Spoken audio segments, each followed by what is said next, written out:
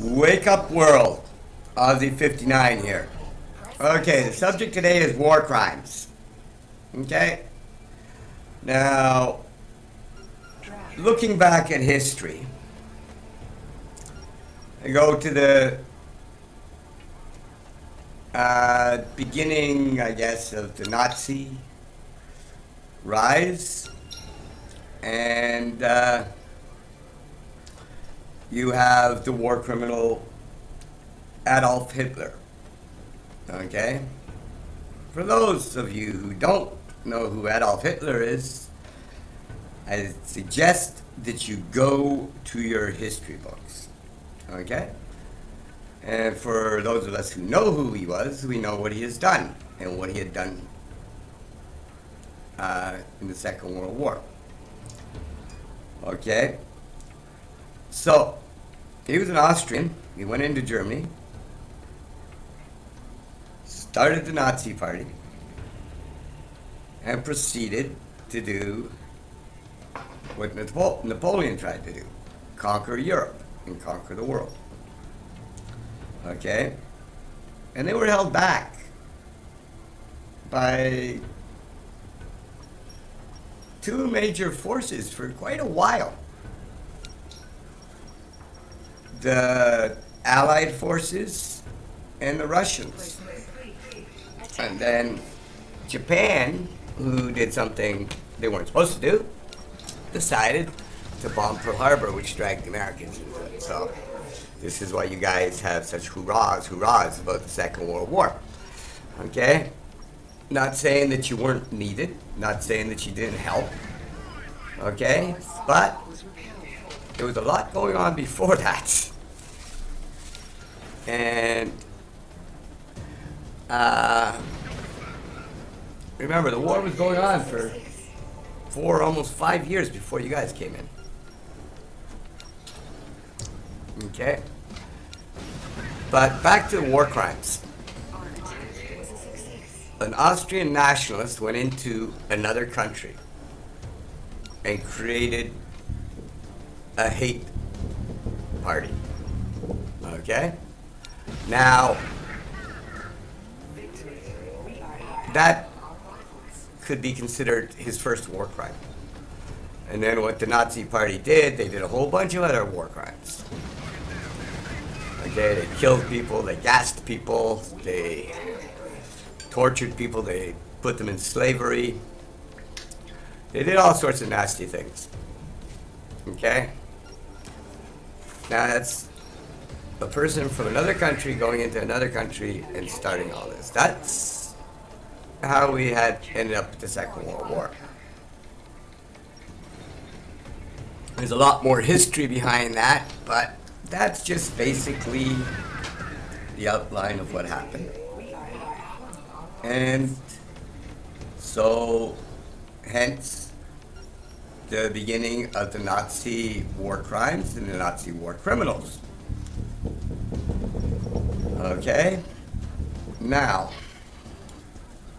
something that has me confused is that Victoria Nuland Senator John McCain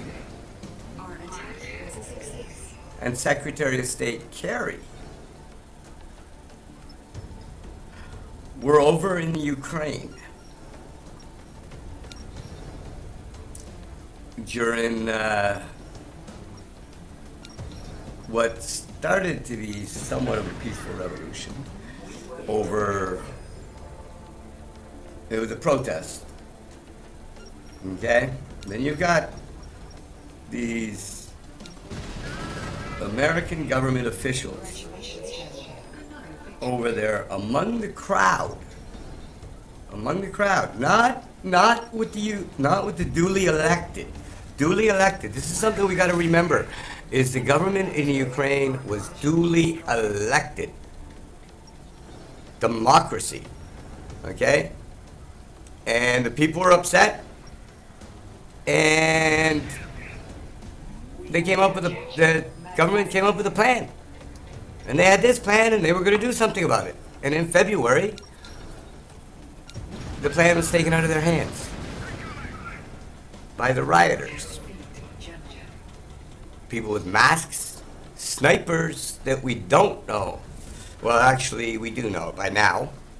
The snipers were hired by the party that's in power now. A known fascist party, a known Nazi party. And I think we need to take a look at history and see what the Nazis have done. They were among the largest war criminals of recent days. And we had Genghis Khan, we had Brutus and Julius. They all committed their crimes, and wouldn't doubt that Alexander the Great committed some crimes too. The barbarism of war. But the victor never gets brought answer on the things they have done. This has always been shown through the past.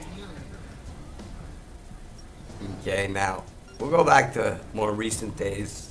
A lot of war crimes took place in a little Asian country there during my lifetime, Vietnam.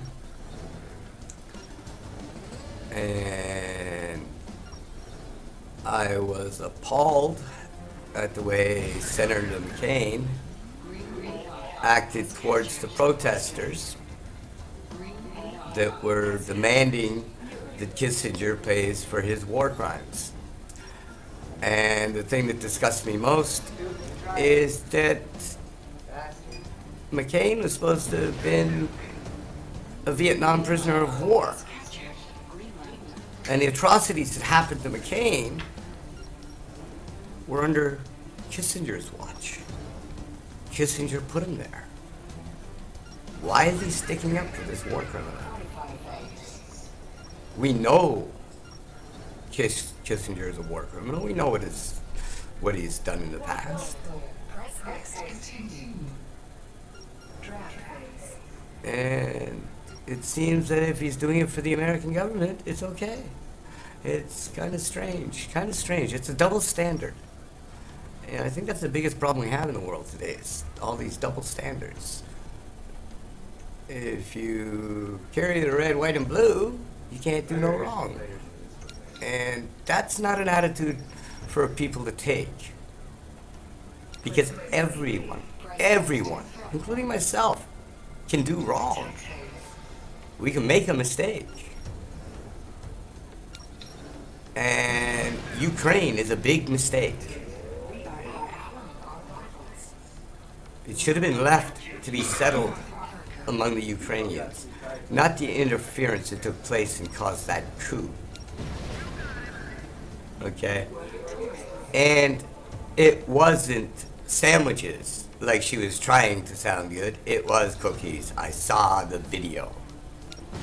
She was in Maidan Square handing out cookies to people. McCain was up on the stage saying, "United States is with you. USA is with you." This is inciting a crowd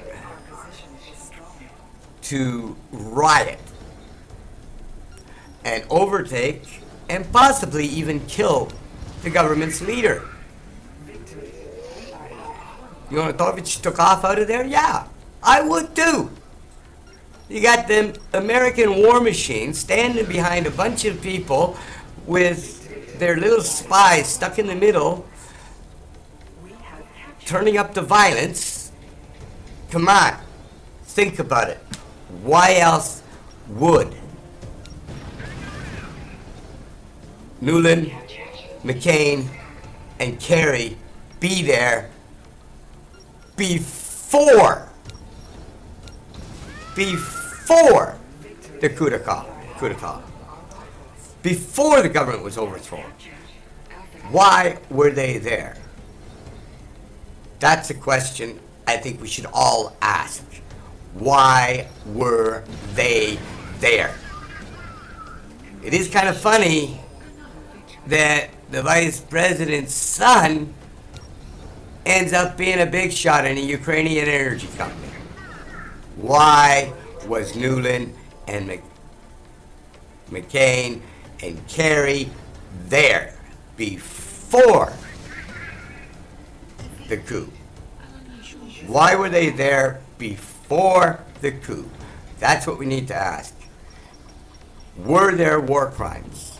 I believe there have been plenty of war crimes coming from the Kiev side, right off the bat.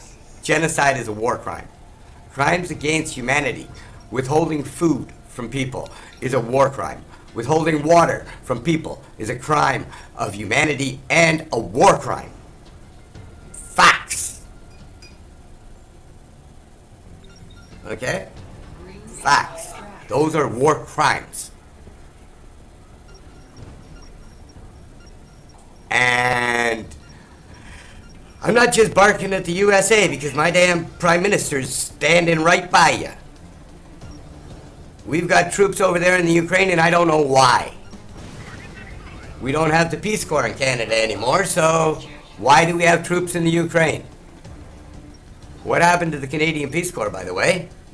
That's something else I'd like to know. That's something I'd like to look, I'll probably look into, and maybe I'll have a subject on it.